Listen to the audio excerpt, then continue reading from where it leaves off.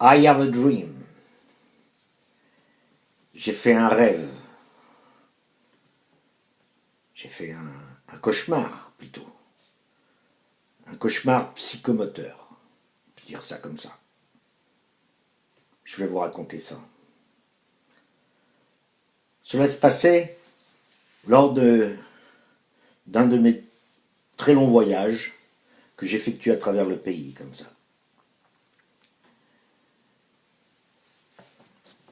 Comme j'avais beaucoup marché, j'étais fatigué.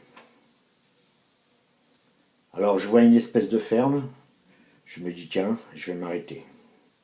J'ai fait hé hé, là-dedans, y a-t-il quelqu'un de vivant? Je me sentais vraiment seul devant la maison. Quand soudain, qu'est-ce que je vois devant moi? Un grand gaillard de fermier comme ça, là, balèze, qui vient me braquer son canon à la hauteur du menton. Là. Je tombais sur les genoux en criant hey, mais vous êtes fous? Moi j'aime bien les fermiers, ne me tuez pas, s'il vous plaît.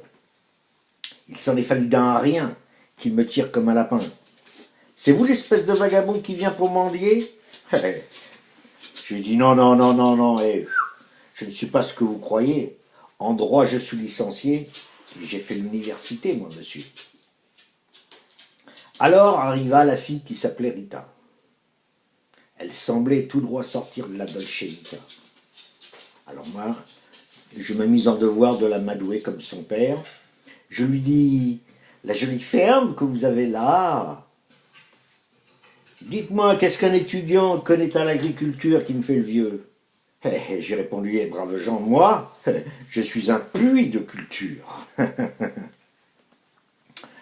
Néanmoins, en voyant mes ongles salis, il sut que je travaillais. Il me dit d'un air futé, vous avez l'air fatigué ou... Ah oui, j'ai fait 800 bornes et j'en ai vraiment plein le dos. Il me jeta sur la paille avec les bestiaux. Tâchez de rester tranquille ou sinon moi je me fâche. Ne touchez pas à ma fille et demain faut traire les vaches. Je ne dormais que d'un œil quand Rita vint me secouer. Elle me faisait de l'œil comme Tony Perkins. Elle me dit « Viens prendre une douche, je vais te montrer où que c'est. » J'ai répondu « Hé hé hé, ce coup-là on me l'a déjà fait. » J'essayais de me défiler, je ne savais pas trop comment, mais Rita, elle insistait très très très gentiment. Je ne pouvais plus m'enfuir et j'avais l'air d'un lâche. Je n'aurais jamais dû accepter d'aller demain traire les vaches. Pour sortir de cette histoire, fallait trouver un moyen. J'ai crié « Jean-Luc Mélenchon, c'est un bon copain !» Rita parut suffoquée. J'ai cru que c'était gagné. Quand le fermier soudain surgit en hurlant « Qu'est-ce que t'as dit ?» J'ai dit « Vive Jean-Luc Mélenchon, vous m'avez compris !»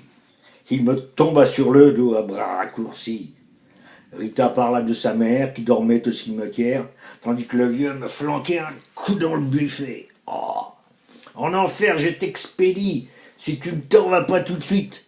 Espèce d'étudiant pourri, espèce de rat communiste qui me dit. Oh, oh, oh, oh. Il me jeta à la tête un paquet de vieux journaux fachos là, qu'il avait dans son coin là. Moi, je fis une pirouette. Le vieux prit son escopette. J'éclatai par la fenêtre à 180 à l'heure et j'atterris en trompette dans un pot de fleurs. « Revenez !» criait Rita. Le père chargeait son engin. Quand le soleil se leva, moi, j'étais déjà très loin. Même si Rita est partie, je ne reviendrai pas si tôt chez ce vieux fermier maudit, car j'ai trouvé un boulot. Mais la sacrée vieille canaille, elle espère bien me faire cueillir un jour par son FBI, mais elle peut courir. Car je continue à penser, et envers et contre tous, que sans liberté de parler, on est moins que rien du tout. Ouais.